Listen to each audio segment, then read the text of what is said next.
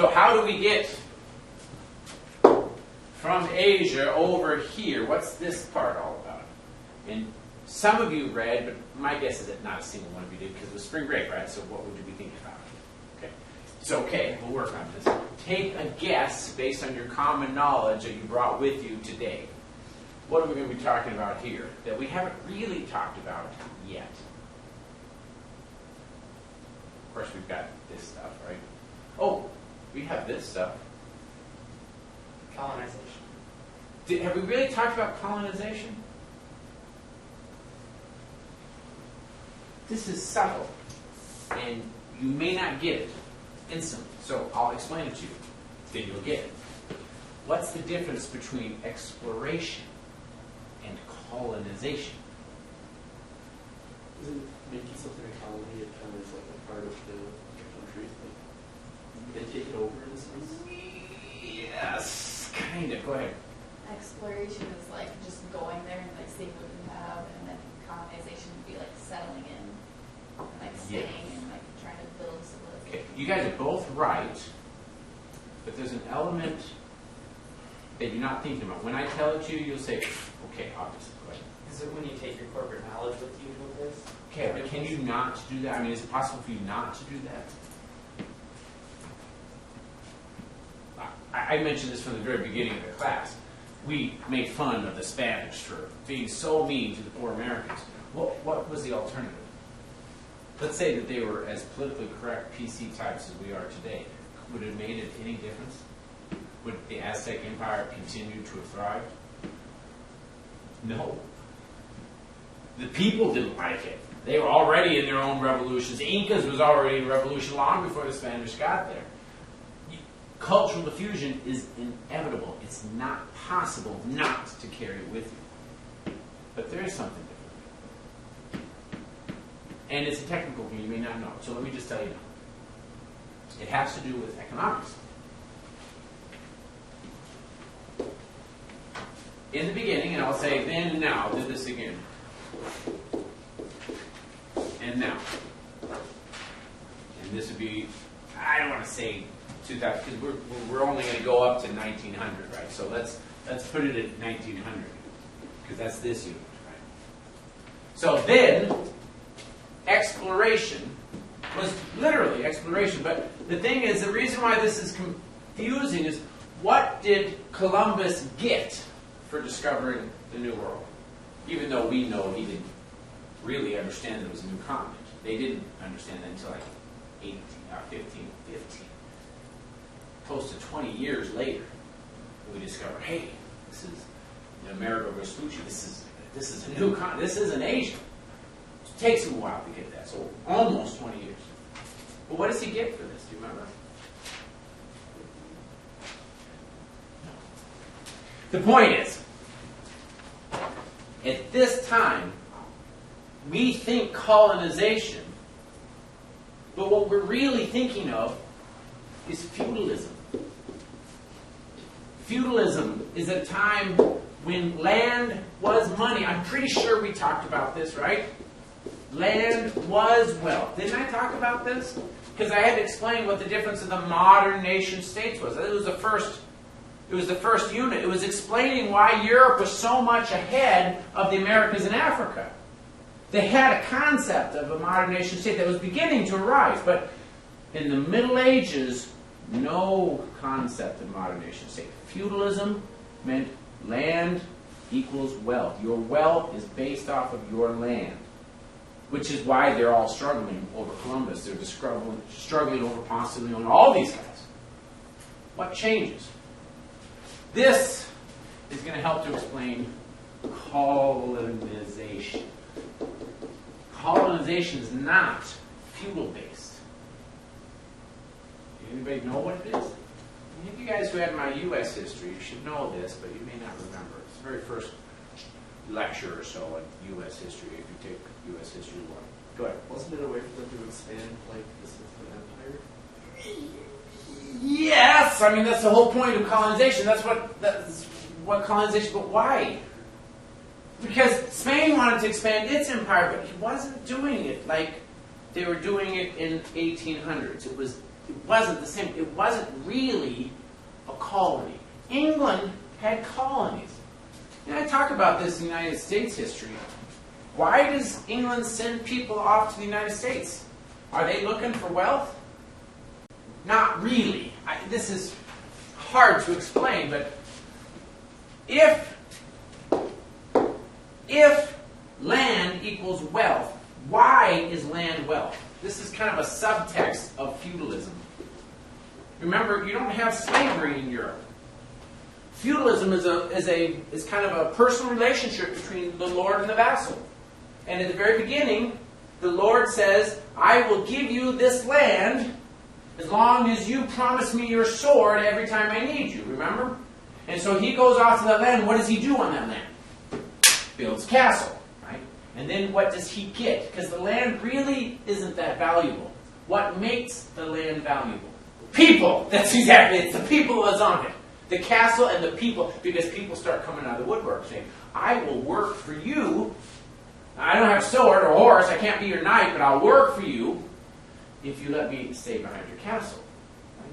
So it's not actually that land per se is wealth. It's always the people that are on. Go back to population. Prior to the 20th century, population was always wealth. If population is wealth, and we look here at the Americas, where's the wealthiest stuff? And you know this about the Americas, right? You know about the Americas. We've already discovered this. Where is the greatest wealth? If population is wealth, where is the greatest wealth? Central America. Central America. Boom. Okay? Absolutely. Where else is wealth? Let's say you can't get to Central America. And the fact is, you guys know this, there was certain currents that Spain had that was told. That's the reason why Columbus discovered is that the currents were taking him right there. He didn't know where he was going. But it just so happened that there's a current that goes right off of Spain, right into Central America. Hardly anyone is going to be able to compete with that. None of the other countries can do that. Not to mention the right of discovery. Spain was there first. Portugal was going to come right after. They divided up, but really, these guys had the advantage. So you can't go here. So where else could you possibly get wealth? Well, that's on the other side, right? Oh, yes, Portugal goes down, and they go directly. In fact, that was what caused Columbus to go west in the first place, was to try to find the spice trade. And so what we're talking about here is different. This is wealth based off of people and population, but this wealth is based off of trade, right? Trade. So if you're looking at the rest of North and South America, where's the other valuable spot? It's not the people.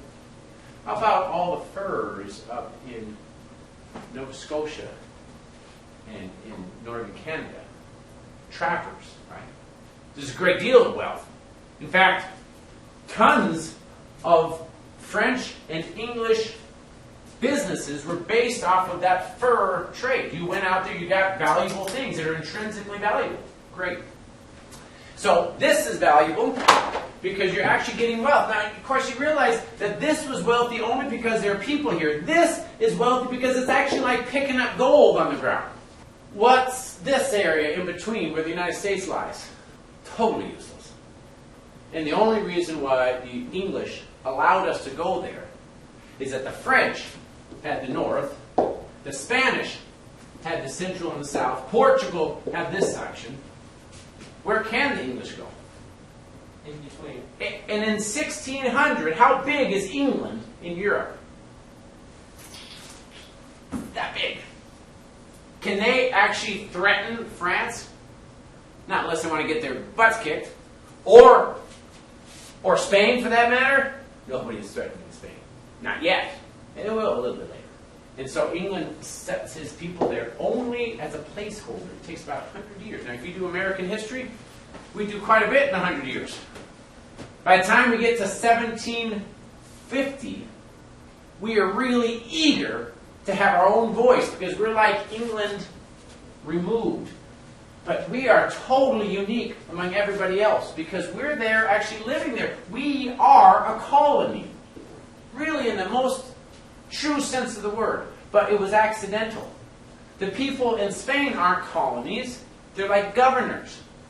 Just like you're sending out your feudal lord. He's the lord, he's got the land out there. But the people on the land really are doing all this stuff. It's the whole reason why we have the slave trade. It's so that the people on the land can do this stuff.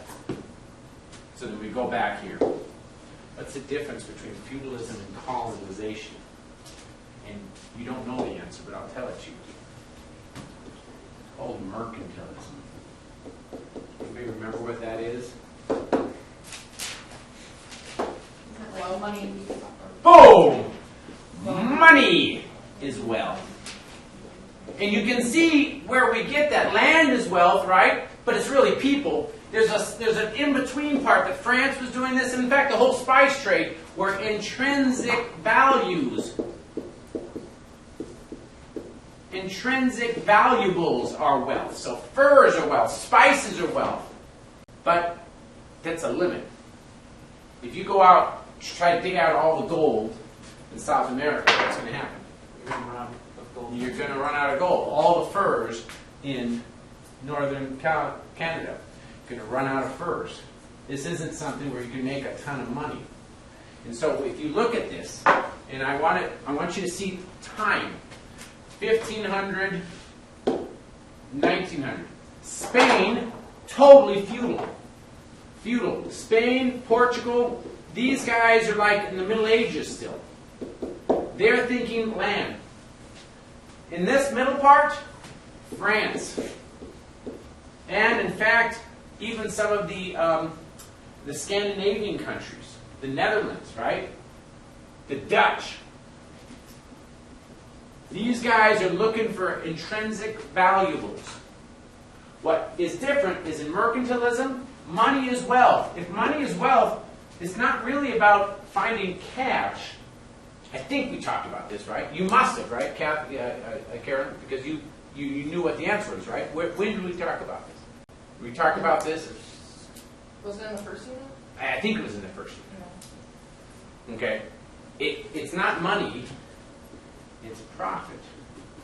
More gold goes in than goes out. It's the definition of profit, right? That's money. And so if you can get a favorable trade balance, then you're going to get money. Mercantilism. Now we look at colonization. Here's the mommy country. So we're England. Now if you remember, England. If you remember, England's not a really big country. Now, they do happen to have this colony here in the Americas. But what happens to the colony in the Americas? They break away. Bad example. They do happen to have colonies in Canada, but they didn't start those colonies. Who started them? France. France. In fact, they stole them, right? French and Indian War. And in fact, they have colonies over here in India.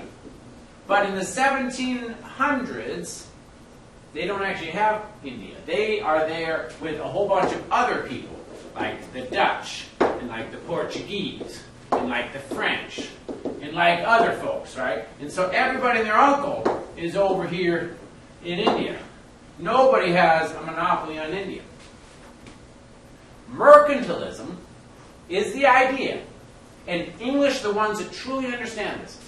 Mercantilism is the idea that your colony provides raw goods, things that are flat, cheap, right? You send them back to the mommy country. The mommy country then finishes them. So I send wood back to England, and I turn the wood into tables. And then I sell that table back to the colony.